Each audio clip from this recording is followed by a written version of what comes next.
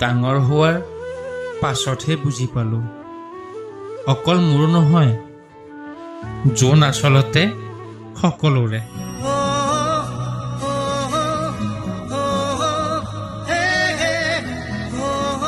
সকলোৰে লগত একেই।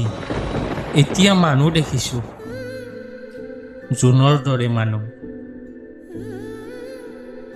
প্ৰথমে ভাৱ হয় যে তেওঁ মোৰ বাবেই আছে, কেৱল মোৰ কাষত, কেৱল মোৰ লগত। অনুভৱ হয় মই বিশেষ, পাছত উপলব্ধি কৰোঁ তেওঁ সকলোৰে বাবেই, সকলোৰে লগতেই, একেদৰেই। মই বিশেষ নহয়, হুমুনিয়াৰ বাদে আৰু একো নাথাকে।